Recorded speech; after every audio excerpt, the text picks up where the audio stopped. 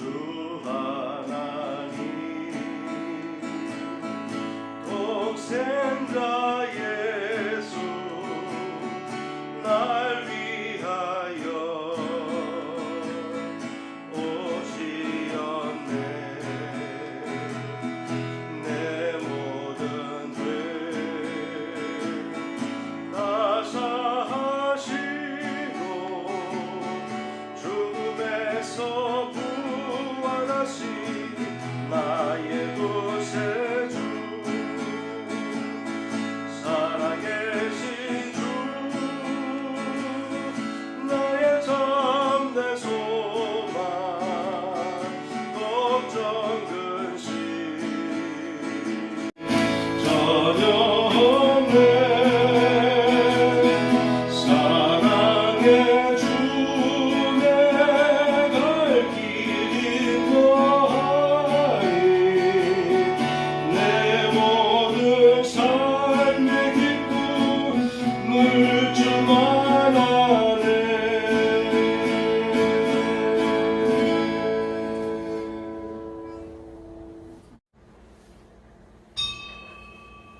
주님 이 자리에 오셔서 저희가 드리는 찬양과 영광의 시간을 받아 주옵소서. 아멘. 일어나시고 교동문 34번입니다. 아멘. 자리에 앉으시겠습니다. 주님 내게 은혜를 베풀어 주시옵소서. 제가 조기를 주께 부르짖나이다. 주는 살아사 사자시기를 즐거워하시며 주께 부르짖는 자에게 인자하심이 구하심이니이다. 아멘. 찬송 545장입니다.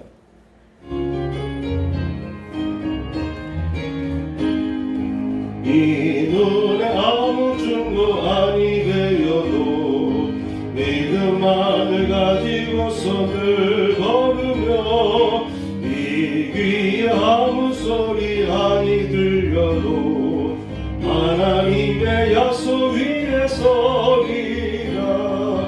걸어가세 믿음 위에 서서 나가세 의심 버리고 걸어가세 믿음 위에 서서 눈가 위에 아무 증거 없어도 이 눈이 보이려면 어떠하든지 이미 얻은 증거대로를 믿으며 이 맘에 의심 없이 살아갈 때에 우리 소원 주 안에서 이루리.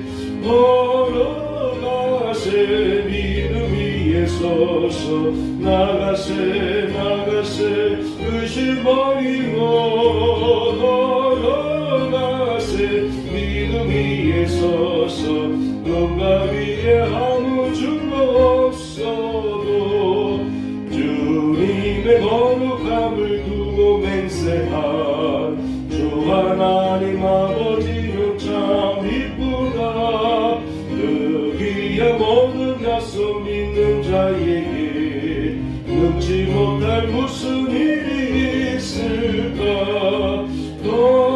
걸어가세 믿음 위에 서서 나가세 의심 버리고 걸어가세 믿음 위에 서서 누가 위에 아무 증거 없어도.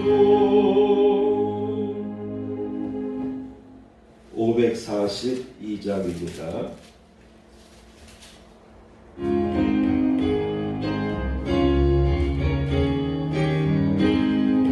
구주 예수 의지하니 심히 기쁜 일일세. 영생 허락 받았으니 의심 아주 없도다. 예수 믿는 것은 받은 증거만 보다. 예수 귀한 예수 믿음 너무 주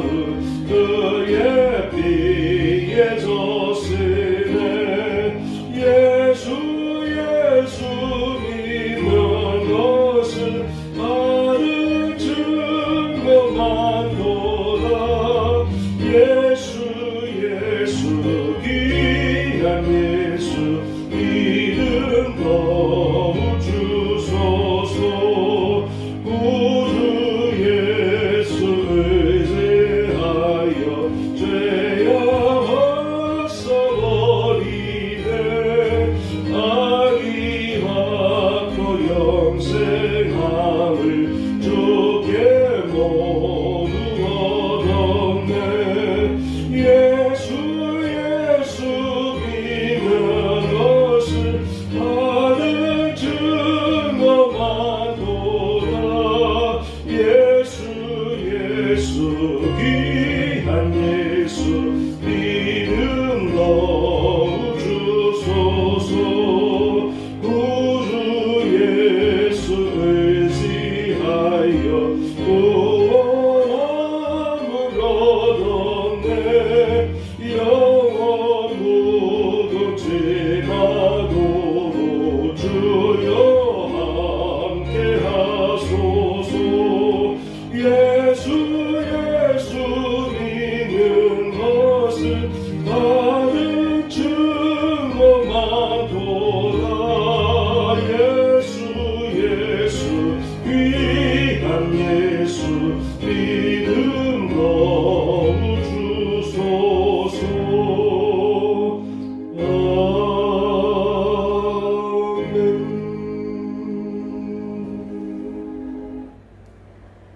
성경 말씀을 보겠습니다.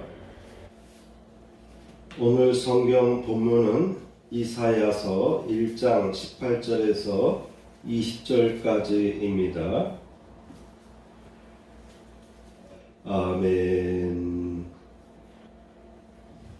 제목을 보시고 순종하면 땅의 아름다운 소산을 먹을 것이다.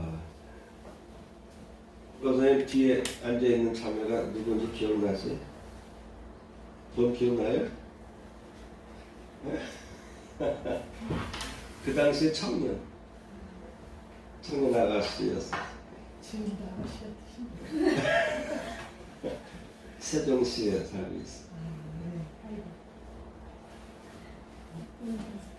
순종하면 땅의 아름다운 소산을 먹을 것이다 라는 제목으로 오늘 말씀을 나누도록 하겠습니다. 하나님은 6일 동안 세상 만물을 창조하셨습니다. 창조를 완성하시고 창조된 세계를 보시면서 특별히 하나님께서는 보기에 심히 좋았다라고 성경은 기록하고 있습니다. 왜 하나님은 심히 보기에 좋았다라고 표현하셨을까요? 다른 날은 그저 보시기에 좋았더라라고 되어 있는데 여섯째 날을 완성하시고 나서는 심히 보시기에 좋았다라고 표현되어 있습니다. 저는 그 정점에 사람이 있었기 때문이다. 사람의 창조가 완성되었기 때문이다라고 저는 생각합니다. 모든 만물들이 다 보기에 좋은 거예요. 그렇죠? 하늘을 봐도 아름답고 땅에 펼쳐지는 대자연의 세계를 볼 때 얼마나 아름답겠습니까? 물속 또한 얼마나 아름다운 전경이 펼쳐집니까? 그럼에도 불구하고 이 지구 한복판에 사람을 창조하셨잖아요. 창조된 인간의 모습이 있을 때에 바로 사람이 그 정점에 있을 때에 모든 것이 완벽하게 창조가 완성되는 것이다 라고 봅니다. 그래서 하나님께서는 여섯째 날에 보시고 심히 좋았다라고 성경에는 표현되어 있는 것입니다. 하나님께서 창조한 창조물들 중에서 사람과 이 자연의 차이에 대해서 잠깐 생각해 보겠습니다. 다른 피조물과 사람이 다른 점은 첫째, 하나님의 형상을 닮은 존재인 것입니다. 지난 설 때는 이정현 집사대가 와서 잠깐 눈 감으라 그래요. 눈 떠나서 눈 뜨니까 스마트폰에서 뭔가 엄마부터 시작해서 이렇게 들으라고 하더라고요. 잉태한 것을 초음파로 찍어서 그랬는지 들으라고. 아이를 갖고 나니까 태도가 달라지더라고요.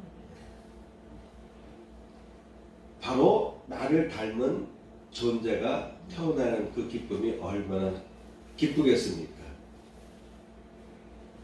며칠 지나고 나서 또 카톡으로 보내왔어요. 요번에는 소리가 크게 나더라고요. 어떻게 태 속에 있는 아이에 대한 그 심장의 고동치는 소리를 요즘 시대는 다 녹화하고 촬영해가지고 보내주는지, 요번에 보내준 그 소리를 들으니까 진짜 생명이 고동치는 것을 느낄 수가 있었어요. 여러분, 나를 닮은 존재를 생각해 보시기 바랍니다. 하나님께서 왜 기뻐하셨는가 하면은 하나님의 형상을 그대로 쏙 빼닮은 존재를 하나님께서 창조하셨는데 바로 우리 인간인 것이죠. 그래서 인간을 볼 때마다 하나님은 너무나 기뻐하시고 만족하셨습니다.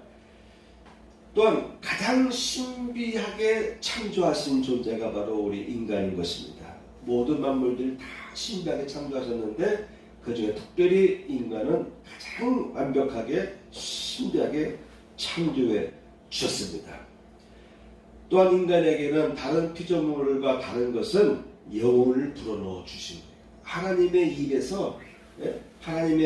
입에서 아담의 코를 향해서 생기를 불어넣어 주신 존재가 바로 우리 인간이라고 하는 것이죠. 인간은 이성의 기능을 갖고 있습니다. 이성의 기능을 갖고 있습니다. 성경에 보면은 이성 없는 짐승 같다라는 표현이 있어요.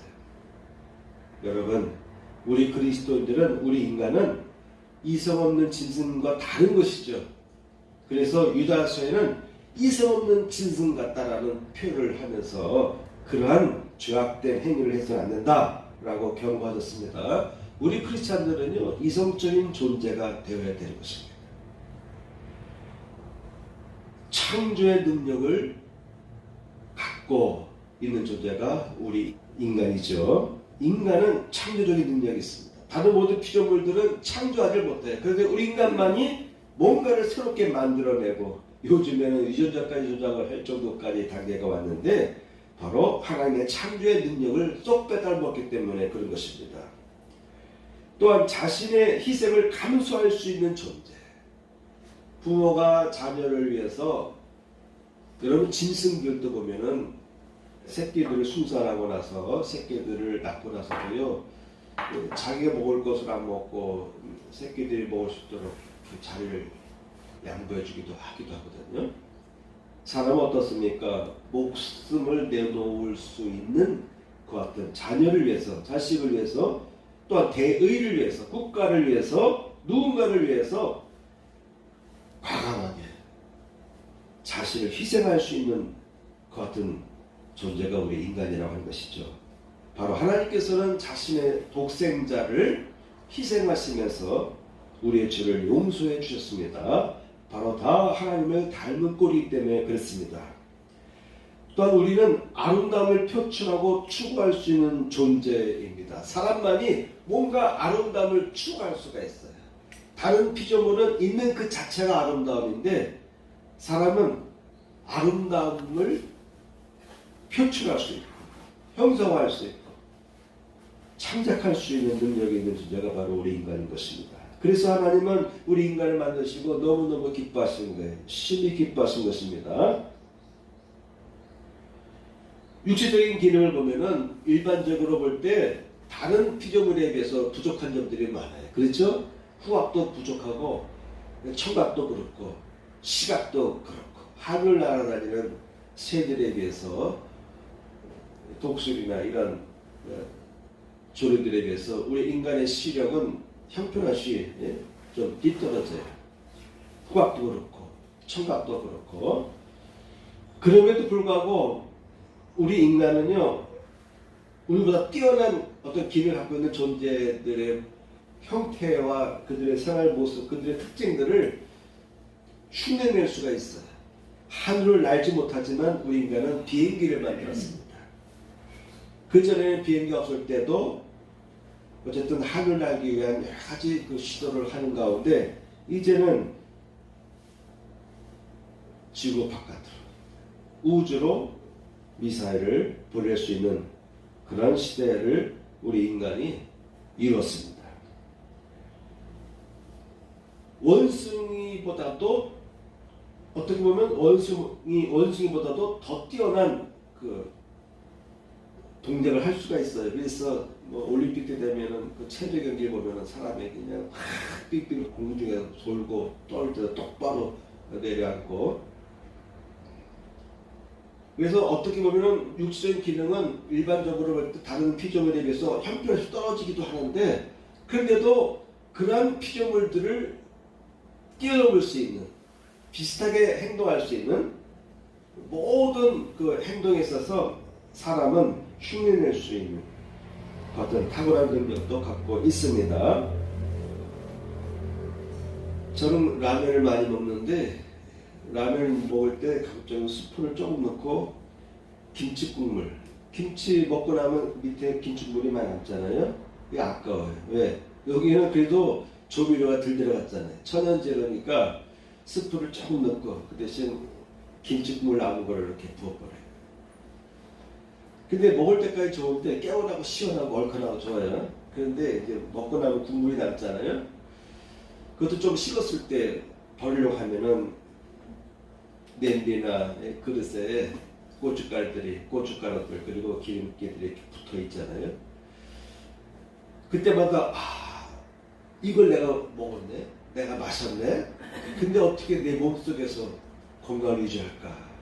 겨울만 되면은 설거지할 때 기름기 있는 것을 버리면은 이것이 내려가다가 바깥 온기가 차가우면은 배수구에서 자꾸 기름이 붙어서 나중에는요 이만한 이 하수구를 꽉 메꿉니다. 허연 기름기가 꽉 메꿔요. 근데 우리 인간은 돼지고기도 먹고 기름도 먹고 다 먹는데, 요즘에 선물 들어온 버터가 있어요. 버터. 그래서 그걸 빵에 이렇게 발라서 먹긴 먹는데, 버터를 바른 그 스푼이나 그런 것들 닦을 때 벌써 끄적끄적 기름기가 있으니까. 근데 이런 것들을 우리가 다 먹었어요. 먹는데 그래도 건강이 유지되니 얼마나 감사한지 몰라요. 모든 것을 다 꾸역꾸역 입에 넣고 몸속으로 들어가게 하는데, 어떻게 보면은 좀 눈으로 볼 때 이건 먹어서 안 되겠다, 야 이렇게 기름기가 많구나 라고 생각하는 것도 우리는 다 입에 넣고 또 살아갑니다. 그 모든 것을 다 소화하고 정화하는 능력이 우리 몸속에 있습니다. 불과 10%밖에 안 되는 피가 우리 온몸을 돌아다니고 있잖아요. 정맥, 동맥, 정맥을 거치고 또 모순의 혈관을 거쳐서 몸 구석구석에 모든 피가 산소와 영양분을 공급해주고, 우리 머리에도 피가 돌면서 산소와 영양분을 공급해주고 있습니다. 뭐 사람들 말로는 10만 킬로가 넘는다. 사람 한 사람의 몸속에는 혈관, 미세혈관까지 다 치면 10만 킬로가 넘는다라는 얘기를 하는데, 어떻게 이 조그만 심장에서 온 몸속에 피가 돌게 하는지. 피가 잠깐 멈추면 사람 죽잖아요. 그렇죠? 벌써 뇌 속에는 뇌세포가 죽어가지고 기억을 못하고 뇌세 상태에 빠지지 않습니까? 그런데 어떻게 이 조그만 심장이 온 몸속에 퍼져있는 10만 킬로 넘는다고 하는 그 혈관 속으로 모든 산소와 에너지를 공급하는지, 너무너무 그 자체가 기적이고 그 자체가 오묘함이고 하나님의 창조의 섭리를 느낄 수밖에 없습니다. 이와 같이 창조물 중에 가장 뛰어난 존재인 우리 인간들이지만, 그런데 한편으로 볼 때는요, 우리 크리스찬의 믿음의 눈으로 보게 되면요, 하나님의 도우심을 전적으로 의존할 때 가장 안전하고 행복한 삶을 살아갈 수 있게 된다고 하는 것이죠. 우리 크리스찬의 눈으로 볼 때는요, 믿음의 눈으로 보면은 우리 인간은 하나님의 도우심을 전적으로 의존할 때 가장 안전하고 행복한 삶을 살아갈 수 있다고 하는 것입니다. 요즘에 이 교사분들이 근무하기 참 힘들잖아요. 요새는 이 교사들끼리 근무하기 상당히 좀 힘든 상황이죠. 장세현 교사님이 교감으로 발령됐는데 다행히 본인이 거하고 있는 의료보로 발령 났더라고요. 여름쯤 발령 날 줄 알았더니 빨리 났어요. 기도해달라고 이제 사원님한테 연락한 것 같아요. 교관분들이 제일 힘들 거예요, 그죠? 네. 그런 문제를 감당하려면. 그러니까 믿음의 눈으로 보면은 하나님의 도움이 없이는 감당할 수가 없는 것입니다. 제가 나름대로 이렇게 메시지를 보내줬는데 11조를 보내와서 내가 11조 축복기도와 또 앞으로 감당할 수 있도록 간단하게 제가 축복글을 써뒀는데 바로 아멘하고 응답을 했어요.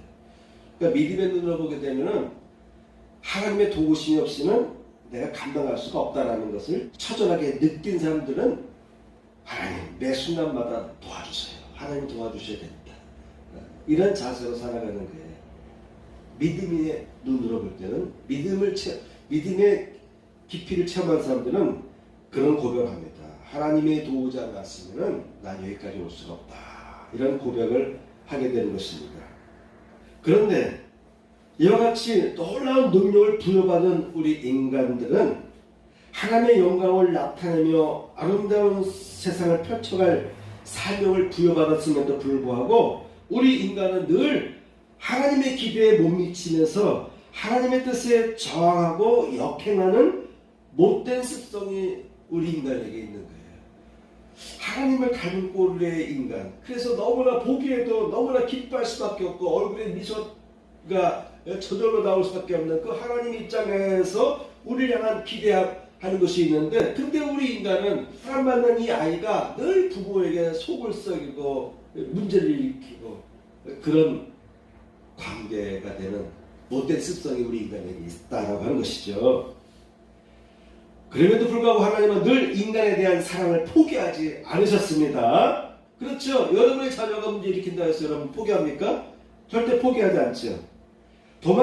매 순간 도망치던 멀리하는 인간의 죄악을 용서하여 주시기 위하여 친히 육신으로 오셔서 십자가에서 대신 희생하여 주시면서 용서해 주셨어요. 희생죄로 자신의 독생자를 희생제물로 삼으시고, 그리고 우리 모든 인간을 용서해 주셨습니다. 그리고 하나님과의 끊어졌던 관계를 복원시켜 주셨어요. 그리고 하나님은 우리 인간에게 다시금 새 출발할 수 있는 기회를 주셨습니다.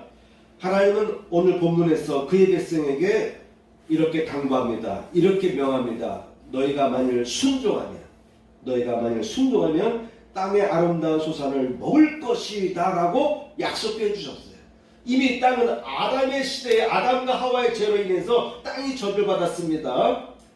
그럼에도 불구하고 하나님은 여전히 너희가 지금이라도 순종한다면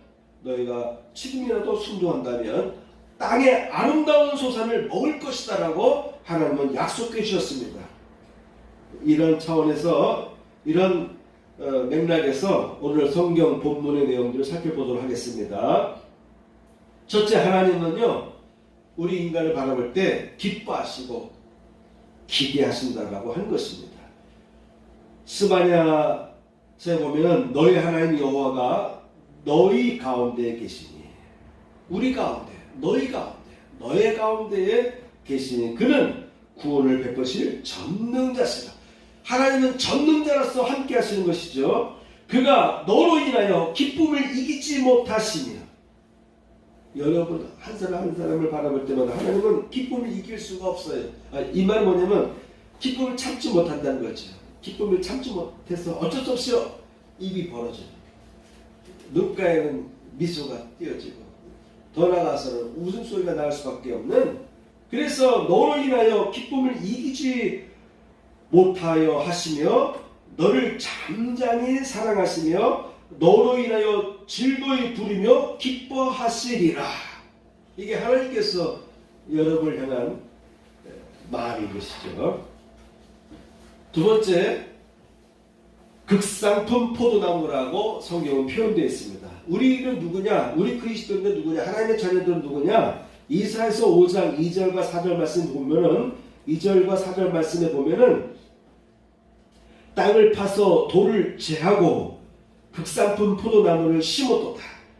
땅을 파서 돌들을 제하고 뿌리가 편히 뻗어나갈 수 있도록 돌들을 다 제거해주고 극상품, 최고의 극상품 포도나무를 심었다라고 되어 있습니다.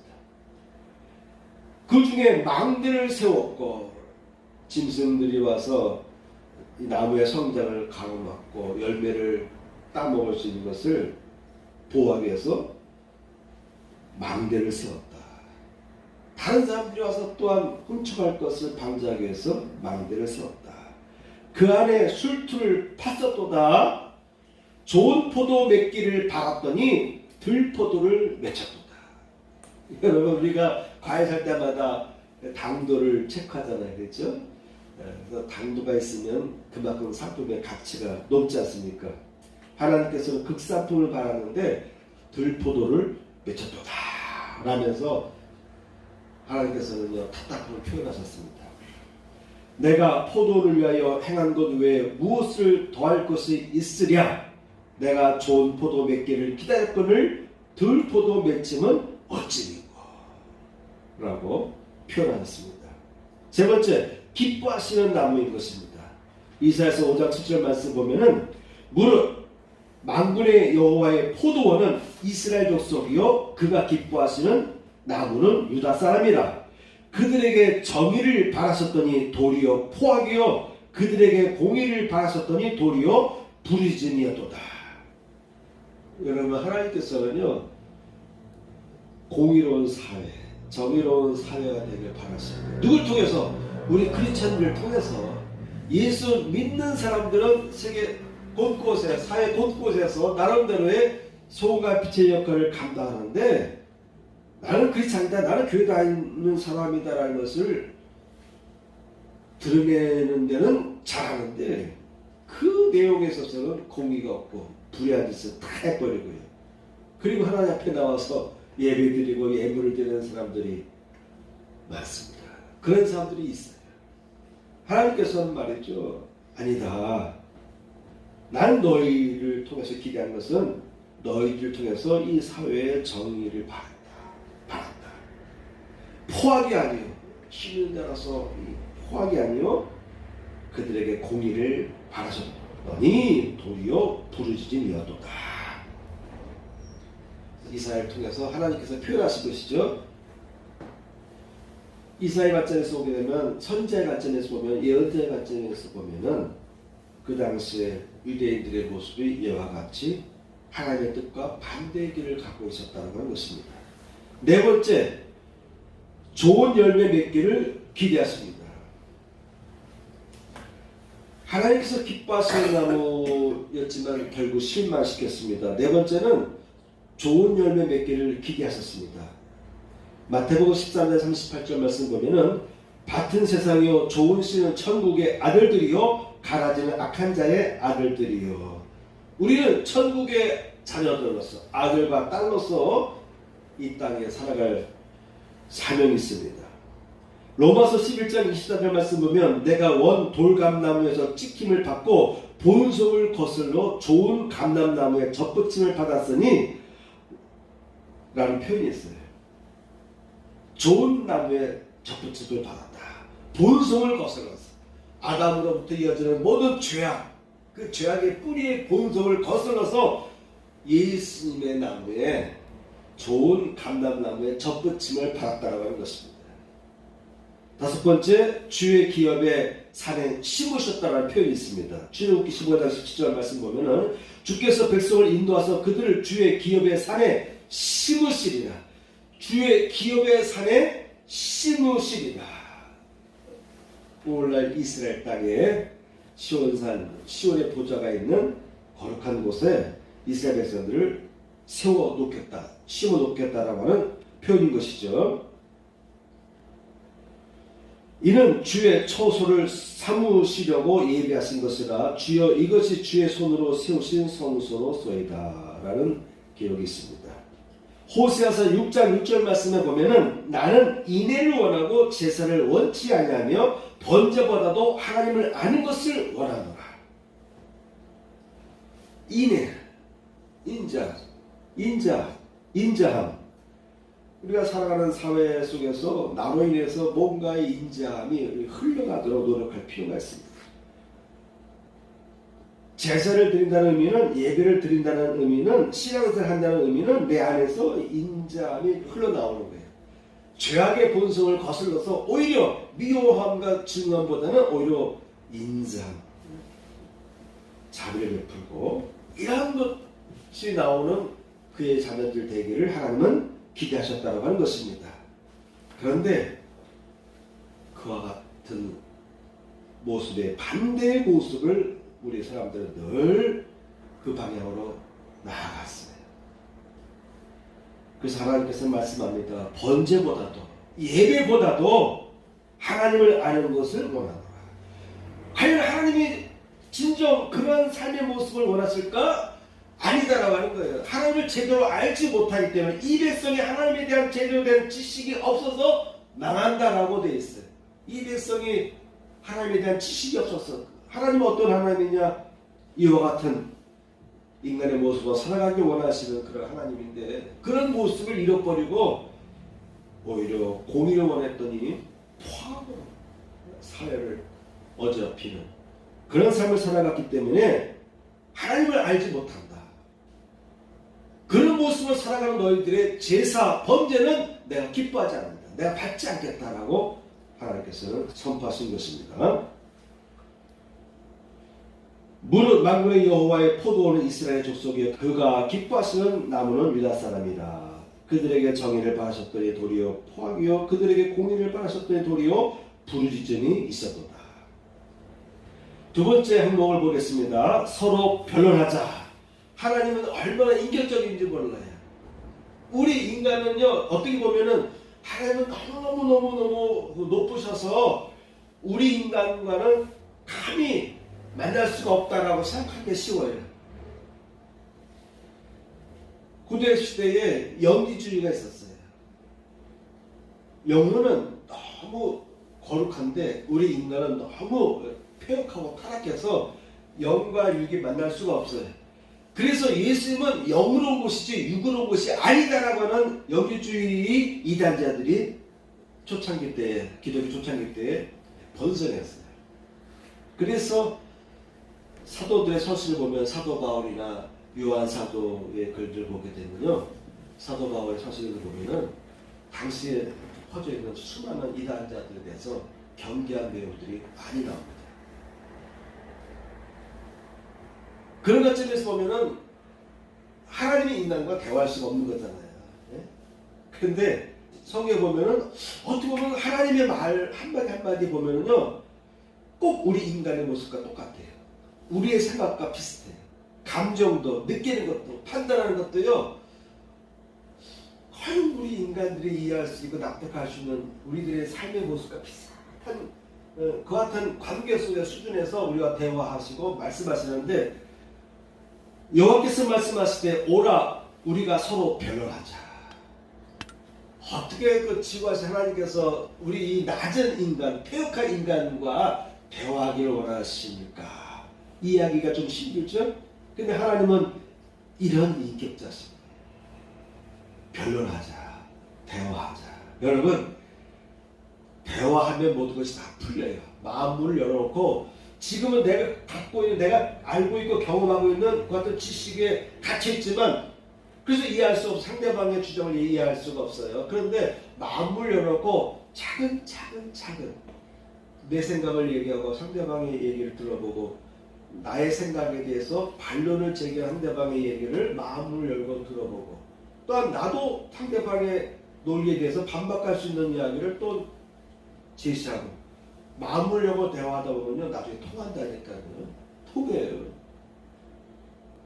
내 문 안에서 목회할 때 저게 좀 호기국자까지 했다는 사람 그 자매가 나랑 이틀 동안 대화했어요. 하루 8시간씩. 나도 불교인데 잘 모르니까. 그나마 우리 감리교 신학당에서는 종교의 대화가 있어서 그나마 저도 지금 서적에 보면은 불교와 관계된 책들이 몇 개 꽂혀 있어요. 그래도 잘 모르잖아요. 모르면 불교 용어를 모르면 물어보고 그분이 설명해주고 또 기독교 용어를 모르면 나도 설명해주고 이틀 동안 대화를 했어요. 그리고서 바로 무릎을 따라 기도해달라. 세례를 들어달라. 마음을 열고 대화하면은 전혀 소통할 수 없는 주제도요 이렇게 연결점 찾아갈 수가 있습니다. 하나님께서 변론하자, 대화하자 라고 우리에게 권하신 것입니다. 너희의 죄가 주홍 같을지라도 눈나같이 희어질 것이요 지름같이 붉을지라도 양털같이 희게 되리라 하고 하나님께서는 선포하셨습니다. 나는 나를 위하여 내 허물을 도말하는 자니 내 죄를 기억지 아니하리라. 너희는 인생을 의지하지 말라. 그의 호흡은 코에 있나니 하나님께서 말씀하십니다. 사랑하는 나의 자녀들아, 너희의 인생을 의지하지 말거라 라고 권하십니다. 그럼에도 불구하고 우리 인간은 늘 죄의 길을 쫓는 못된 습성에 빠져 살아왔습니다. 세 번째 한번 보겠습니다. 불순종의 길을 쫓는 백성들을 살펴보도록 하겠습니다. 이사야서 2장 6절 말씀을 보면은 주께서 주의 백성 야곱 족속을 버렸으면 그들에게 동방 풍속이 가득하며 이방인과 더불어 손을 잡아 언약하였습니다.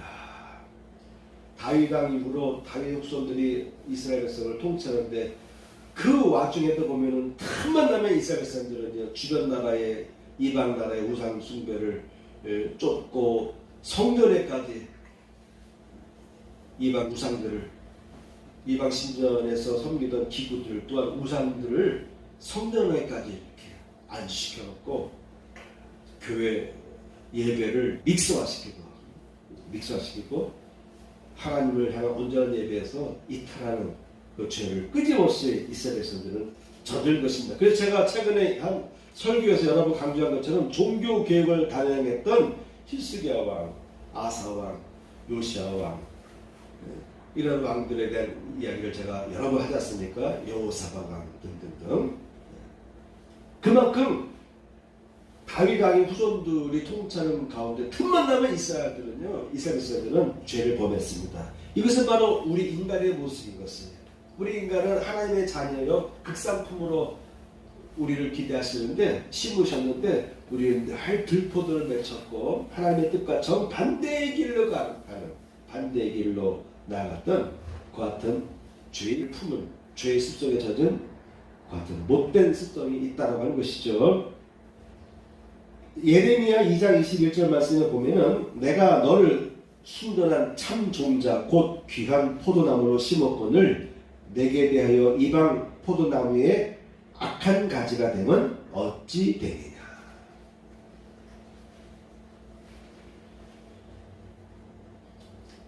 밭은 세상이요 좋은 씨는 천국의 아들들이요 가라지는 악한 자의 아들들이다 라고 예수께서도 표현하셨습니다. 우리 가운데 세상 사람들 가운데 또한 우리 믿는 사람들 가운데도요 때에 따라서 내가 천국의 자녀로서 자라는 사람이 있고요 악한 자의 자녀로 자라는 그런 사람이 될 수가 있다라고 예수께서 경고하셨습니다. 예수께서 그들 앞에서 또 비유를 들어 이르시되 천국은 좋은 씨를 제 밭에 뿌린 사람과 같으니 사람들이 잘 때에 그 원수가 와서 곡식 가운데 가라지를 덧뿌리고 갔더니 싹이 나고 결실할 때에 가라지도 보이거늘. 잘 때에 사람들이요 경계의 심을 갖지 않고 자는 가운데도요 마귀는 역사한다.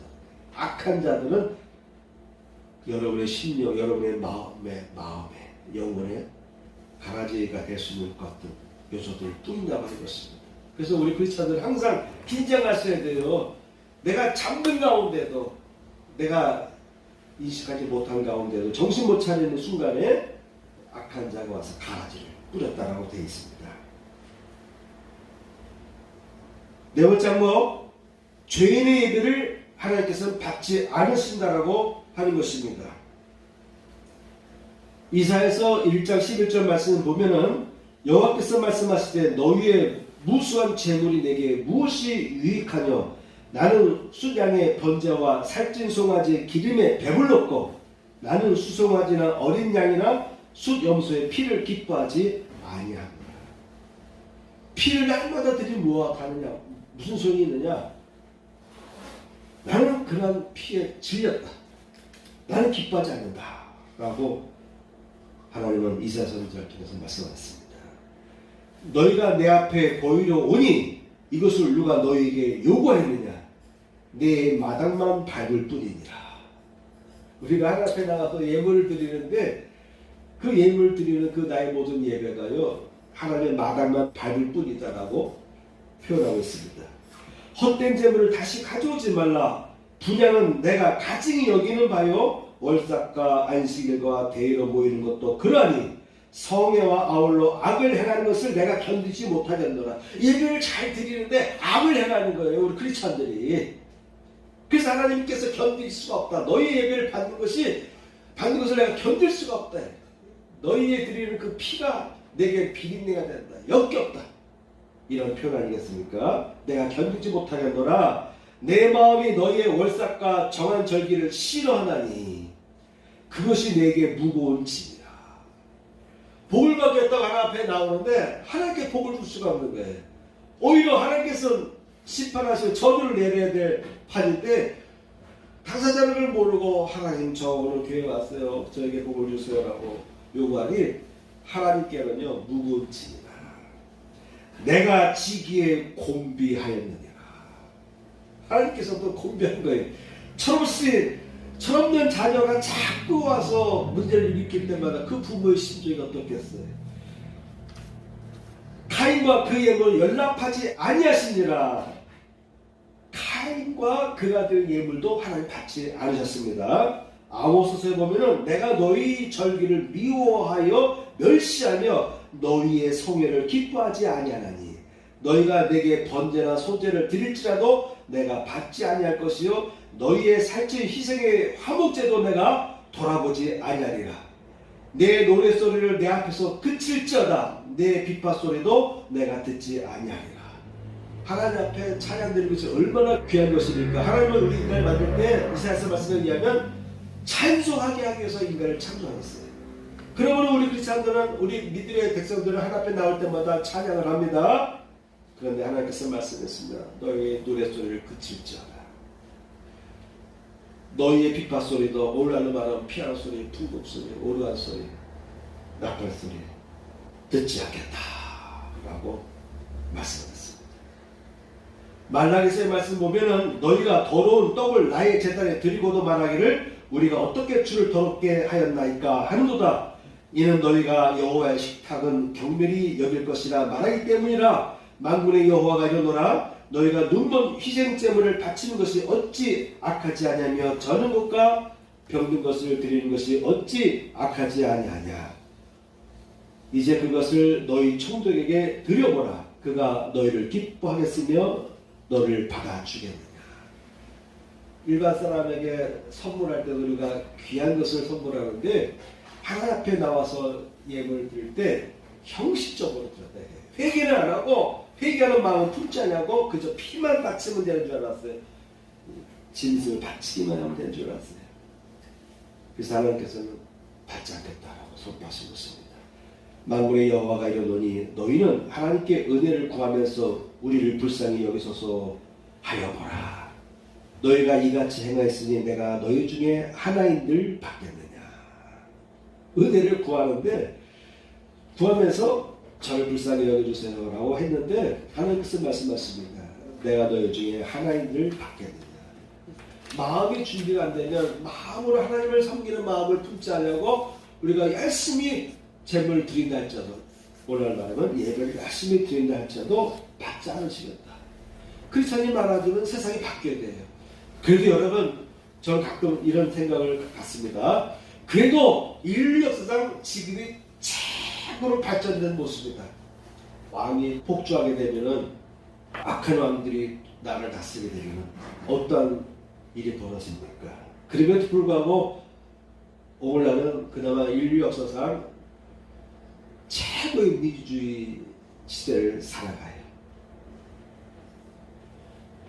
그럼에도 불구하고 하나님은 여기서 멈춰서는 안 된다. 하나님의 눈은 더 밝은 모습을 보는 거예요. 조선시대의 모습을 볼 때는 고려시대의 모습을 볼 때는 한참 부족한 것이 많지만 지금 얼마나 살기 좋은 시대냐라고 하지만 그럴수록 더 밝은 현미경으로 이제는 티 하나 없는 세상이 되길 하나님이 기뻐하시는 것이에요. 그러므로 예배를 제대로 드린다면, 하나님을 믿는 백성들이 많아진다면 지금보다 더 나은 세상을 우리 크리스찬들이 엮어 나가야 된다는 것이죠. 근데 이상 없는 존재, 돈 때문에, 명예 때문에 뭐 양심이 뭐고 버리는 그런 짓은 우리 크리스찬들은 해서는 안 되는 것입니다. 너희가 손을 펼 때 내가 내 눈을 너희에게서 가리고 너희가 많이 기도할지라도 내가 듣지 아니하리니 이는 너희 손에 피가 가득함이라. 남의 것을 빼앗고 남을 탄압하고 남을 죽이고 그런 피가 가득한 가운데 너희가 내게 아무리 기도를 많이 할지라도 내가 듣지 아니하고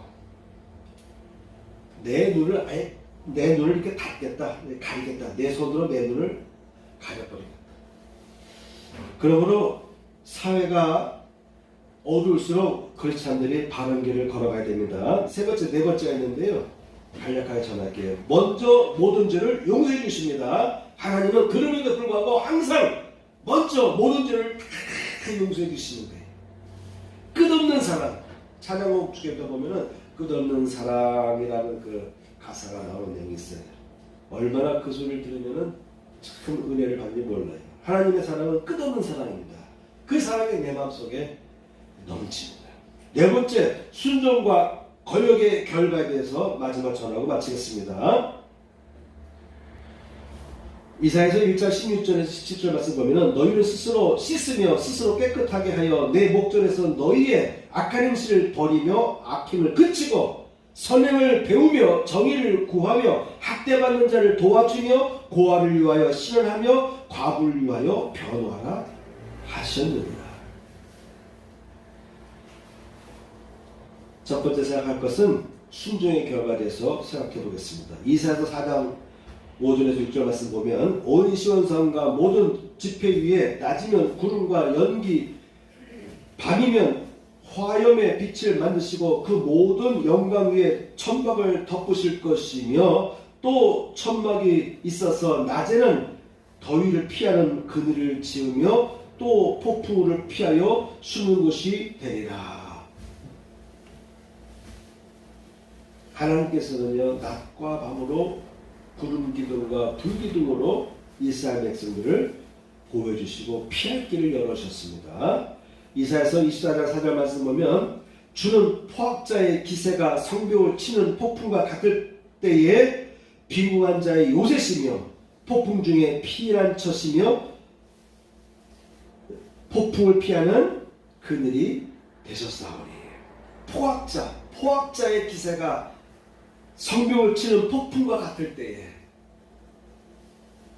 오히려 한편에서는 빈궁한 자들에게 하나님은 오히려 그들에게 요새가 되어주신다고 하는 것이에요. 이사야 32장 2절 말씀 보면 또 그 사람은 광풍을 피하는 곳, 폭우를 가리는 곳 같을 것이며 마른 땅에 냇물 같을 것이며 곤비한 땅에 큰 바위 그늘 같으리니. 하나님의 길을, 하나님께서 기뻐하시는 길을 걸어가는 사람들에게는요, 하나님 어떤 모습으로 다가오시냐면은 광풍을 피하는 곳, 폭우를 가리는 곳 같을 것이다. 여러분, 갑자기 감당할 수 없는 어려움이 올 때 하나님은 여러분을 버리지 않으시고 포기하지 않습니다. 오히려 강풍을 피하는 곳, 폭우를 가리는 곳으로서 여러분에게 다가오실 줄 믿습니다. 그래서 믿음의 생활하는 사람은 항상 하나님의 도우심이 없이는 나는 감당할 수 없습니다 라고 고백할 수밖에 없는 거예요. 마른 땅에 샘물 같을 것이다. 마른 땅에 샘물 같은 관계로 하나님은 내게 다가오시는 것이에요. 곤비한 땅에 큰 바위 그늘 같으니. 예수께서는 이렇게 말씀하십니다. 그때 의인들은 자기 아버지 나라에서 해와 같이 빛나리라. 귀 있는 자는 들을지어다.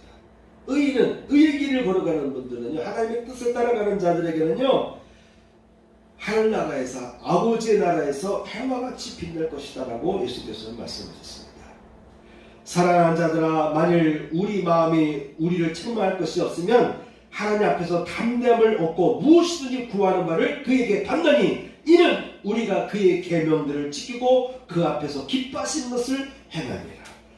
주님의 계명을 지키고 주님 앞에서 주님께서 기뻐하시는 그 길을 걸어갈 때에 무엇이든지 구하는 바를 얻게 될 것이다 라고 요한 사도는 선포했습니다.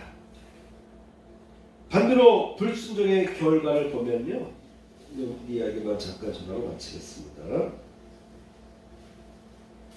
이사야서 5장 10절 말씀 보면 열흘간이 포도원에 겨우 포도주 한 바트가 나겠고 한 호멜지기에는 간신히 한 에바가 나리라. 그만큼 농사를 열심히 졌지만 수확이 기대치 못 미칠 정도로 극히 못 미칠 정도의 어떤 수확을 얻게 된다. 하나님 뜻대로 살지 않으면은 이와 같은 사회생활 속에 우리의 삶 속에 이와 같은 어려움이 다가올 수 있다는 것입니다. 이러므로 나의 백성이 무지함을 인하여 사로잡힐 것이요 그 귀한 자는 줄일 것이요 무리는 목마를 것이며. 사로잡히기도 줄일 것이고 목마를 것이다. 예수께서 그들 앞에서 또 비유를 들어 이르실 때 천국은 좋은 씨를 제밭에 뿌린 사람과 같으니 사람들이 잘 때 그 원수가 와서 곡식 가운데 가라지를 덧뿌리고 갔더니 싹이 나고 결실할 때에 가라지도 보이거늘. 가라지가 보일 때 어떡합니까? 가라지를 먼저 거두어 불사르게 단에 묶어두고 반면에 곡식을 모아서 내 곡간에 넣으리라. 가라지가 되면 안 되는 거예요. 가라지는 불에 사르게 되는 운명에 처하지 않습니까? 그런데 가라지를 거두어 불에 사르는 것 같이 세상 끝에도 그러하리라. 이 무익한 종을 바깥 어두운 데로 내어 쫓으라. 거기서 슬피 울며 이릴감이 있으리라. 저희는 영벌에 의인은 영생에 들어가리라 하시니라. 나무는 각각 그 열매로 아나니 가시나무에서 무화과를 또는 찔레에서 포도를 따지 못하느니라. 선한 사람은 마음에 쌓은 선에서 선을 내고 악한 자는 그 쌓은 악에서 악을 내나니 이는 너희의 마음에 가득한 것을 입으로 말하니라. 여러분 말 조심해야 되겠습니다. 말 조심해야 됩니다. 내 무식 자체가 이 악한 것으로 가득 차면 어쩔 수 없이 이 마음속에 것이 입으로 나오게 되었어요. 그래서 나쁜 말이 자꾸 나옵니다. 남을 미워하고 저주하고 악한 말이 생각하면 어쩜 그렇게 남을 미워하고 남을 해할 수 있는 말만 나오는지 몰라요. 그런데 우리는 이성적인 존재잖아요. 의식적인 존재, 의식을 갖고 있는 존재이기 때문에 내 몸속에서 옳지 않은 말이 돼서 자꾸 나오더라도 내 의식이 차단시켜야 됩니다. 내 의식이 내 몸속에서 나오는 나쁜 말들을 자꾸 처단해야 돼요. 잘라내야 됩니다. 예수의 피로 물리쳐야 됩니다. 주여 용서해 주세요. 내가 못된 생각을 했네요. 내가 악한 말을 내뱉었네요. 주여 용서해 주세요. 그리고 주여 나의 심령밭을 옥토로 바꿔주세요. 내 속에 너무나 가시가 많아요. 내 속에 너무나 돌들이 많네요. 이거 다 정화시켜주세요. 예수의 피로 씻어주세요. 라고 끊임없이 기도할 필요가 있습니다. 우리가 여호와를 알자, 힘써 여호와를 알자. 그의 나오심은 새벽빛같이 일정하니 비와 같이 우리에게 임하시리라. 하나님은요 새벽빛같이 밤이 지나면 반드시 새벽에 빛이 떠오르듯이 하나님 반드시 약속을 잊지 않으시고 필요할 때 되면 반드시 새벽빛같이 나타나시고 그리고 비같이 우리에게 임하십니다. 필요할 때 피를 뿌려주신다는 거예요. 살 길을 열어주신다. 생명줄을 허락하신다고 하는 것입니다. 비를 반드시 우리에게 임하게 하시는 분으로 다가오시는 것입니다. 야곱의 족속아 오라 우리가 여호와의 빛에 행하자. 하나님의 빛을 향해 나가자라고 이사야 2장 5절 말씀에 기록되어 있습니다. 좋은 열매 맺는 나무가 되면 하나님께서 상상 못할 놀라운 복들을 부어주시겠다고 하는 거예요. 지금이라도 너희가 순종하면은 땅의 아름다운 소산을 먹을 것이다. 여러분의 삶의 터전이 메마른 땅이 돼서는 안 된다는 거예요. 그걸 하나님께서 원하시는 것이 아니에요. 여러분 자녀가 가난하고 하는 일마다 다 실패하고 어려움 당하는 그 모습 볼 때 얼마나 마음이 찢어지겠어요. 하나님도 그런 마음이에요. 내 자녀들이 이 땅에서 아름다운 소산을 먹길 원하는 거예요. 복을 받은 존재로 살아가길 원하는 것입니다. 이 하나님은 으뜸인 존재로 살아가길 원하는 것이죠. 하나님은요, 상상 못할 복을 늘 준비하고 계시고요, 부어주십니다. 상상 못할 복. 저는 늘 선포합니다. 교인이 얼마 안 되지만 저는 늘 선포하잖아요. 12월달은 선포하고 12월 둘째 주 때도 제가 선포할 수도 있고요, 마지막 한 주 남을 때도 선포하지 않습니까? 어떤 선포를 하죠? 제가 하나님께서 예비하신 복이 여러분에게 임할 줄 믿습니다. 왜? 하나님은 상상할 수 없는 복들을 다 예비하고 계시거든요. 우리는 이만큼이면 됐어, 이미 올해는 끝났어, 아무 날이 없다 라고 하지만 아닌 거예요. 내가 상상할 수 없는 복들을 다 준비하시고 예비하고 계실 것이고, 그리고 그 복을 부어주십니다. 아까운 시간을 놓치지 말고 복된 시간에도 힘쓰기를 바랍니다. 24년도에는 선한 열매, 좋은 열매 맺는 성도가 되도록 힘쓰는 성도가 되기를 축복합니다. 아멘.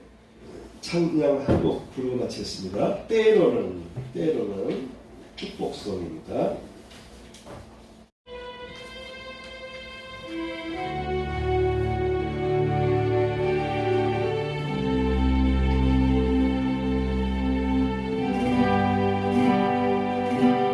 때로는 너의 앞에 어려움과 아픔이 있지만 담대하게 주를 바라보는 너의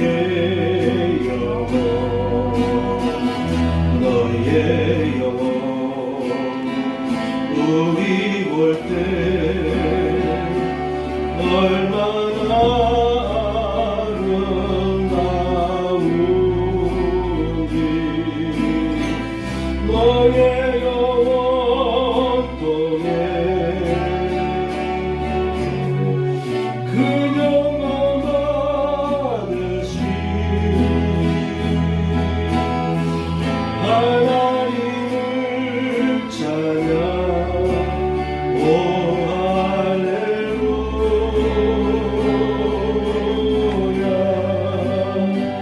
너는 택한 족속이요 왕같은 제사장이며 거룩한 나라 하나님의 소유된 백성 너의 영혼 우리 볼 때 얼마나 사랑스러운지 너의 영혼 통해 그녀가 받으신 하나님을 찬양 오 할렐루야. 일어나서 1절만 나오겠습니다. 때로는 너의 앞에 어려움과 아픔이 있지만 담대하게 주를 바라보는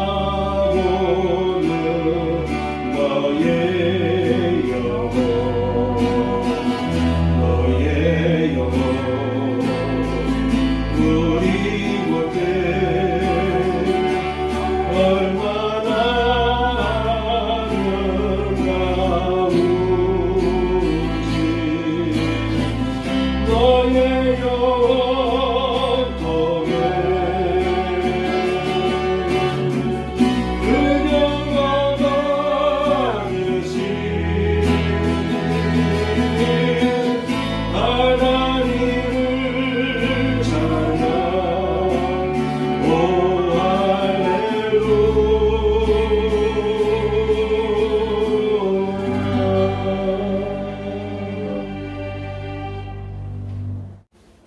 주님은 나의 죄를 속하기 위하여 십자가에서 대신 죽으셨습니다.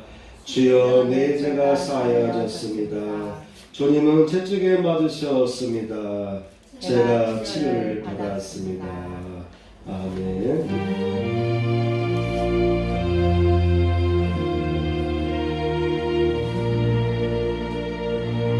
나의 하나님 받으소서. 주께 드리는 이 예물을 소리 높여 감사로 주께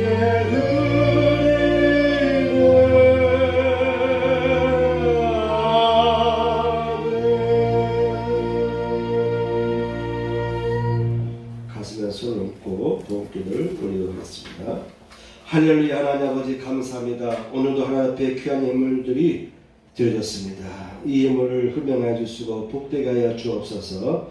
11절 드린 가정 위에 11조의 복이 임하게 하시고 감사물과 줄 예물로 드린 그의 손길 위에도 하나님의 은혜가 부어지게 하여 주옵소서. 이제는 우리 구주 예수 그리스도의 은혜와 하나님 아버지의 극진하신 사랑과 성령님의 감동감화 역사하심이 이전에 참여한 성도들 위해 함께 하시기를 축복하옵나이다. 아멘.